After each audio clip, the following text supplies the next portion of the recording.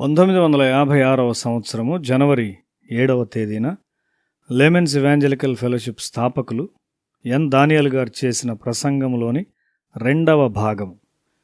కీడును ఒక శక్తిగా గుర్తించవద్దు. పరిశుద్ధత, ప్రేమ, విశ్వాసము, పవిత్రత ఇవి శక్తి కలిగినవి. ద్వేషము, కోపము, దుష్టత్వము నాశనమైపోతాయి. అవి వాటితో కాలక్షేపం చేయువారిని కూడా నాశనం చేస్తాయి. అవి వారి వ్యక్తిత్వమును నాశనం చేస్తాయి.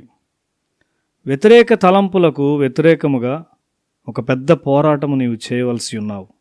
సర్వశక్తిమంతుడైన దేవుడు నీ కొరకు గొప్ప వాటిని కలిగి ఉన్నాడు.